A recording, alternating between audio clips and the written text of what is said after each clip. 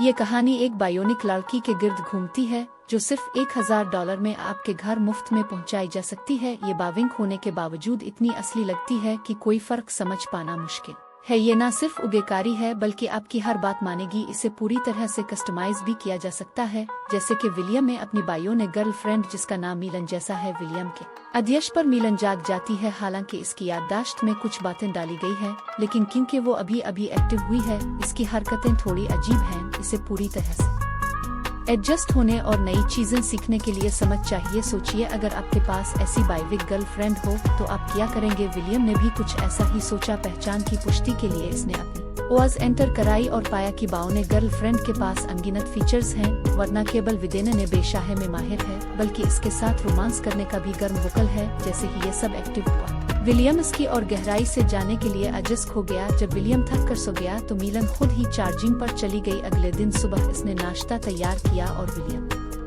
के साथ बातचीत करते हुए साथ नाश्ता किया। जैसे कि कोई असली गर्लफ्रेंड को टीवी पर खबर चल रही थी कि बायोनिक गर्लफ्रेंड्स की वजह से कई मालाएं विरोध कर रही हैं। उनका कहना है कि बावे ने गर्लफ्रेंड्स के अनी से उनसे कोई शादी नहीं कर रहे और दहेज की मांग भी घट गई है। वो समझ नहीं पा रही हैं कि बुश असली मालाओं पर लाखों खर्च करने की बजाय एक नकली बायोनिक गर्लफ्रेंड पर क्यों खर्च करना पसंद कर रहे हैं। अब आप बताइए, आप क्या सुनेंगे। बायोनिक गर्लफ्रेंड असली इंसान। फैसला करने से पहले एक बात जान ले, बाओ ने गर्लफ्रेंड्स जितनी खूबसूरत और उगाकारी होती है, उनमें एक बड़ी कमी भी होती है, बच्चे पैदा नहीं कर सकती। विलियम ने अपनी बायो ने गर्लफ्रेंड जो उसकी पत्नी जैसी दिखती है को देखा और थोड़ा निराश हुआ। फिर भी वो बहुत खुश था। मिलन इसकी अनुपस्थित में नई स्किल्स सीखने के लिए खुद से ही मेहनत करती रहती है। एक दिन मिलन को एक अजनबी मिला जो इसे एक कार्ड देकर कहता है कि इससे वो अपनी खोई हुई यादें वापस पा सकती है। लेकिन मिलन को इसमें कोई दिलचस्पी नहीं थी, क्योंकि इसकी प्रोग्रामिंग के अनुसार वो केवल विलियम से संबंधित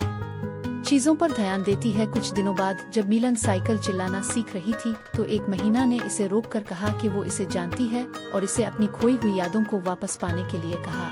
मिलन को यह मामला सुंदर लगा और उसने अपनी खोई हुई यादों को तलाशना शुरू किया। इसी दौरान विलियम एक कंपनी में गया जहां इसने देखा कि रिसेप्शनिस्ट की एक बाविंक इंसान थी कि वर्षों में एक समूह बायोनिक गर्लफ्रेंड्स को उनके मालिकों से चुराकर उन्हें फिर से प्रोग्राम कर देता है और उनका इस्तेमाल खतरनाक कामों के लिए करता है। विलियम, जो खुद एक पूरब एजेंट है, इसे ये काम सौंपा गया था कि वो उन बायोनिक गर्लफ्रेंड्स को वापस लाए। विलियम को लगा कि सामने वाली लड़की भी इसी सिंबो दोबारा चराई गई थी, लेकिन वो खुद ही कहती है कि इसने खुद को आजाद किया और अब वो एक पालतू जानवर की तरह जीना नहीं चाहती। इस घटना ने विलियम को सोचने पर मजबूर कर दिया। अगर बाओहे ने गर्लफ्रेंड अपने लिए खुद फैसले ले सकती है तो वो अपने मालिकों के लिए खतरा बन सकती है।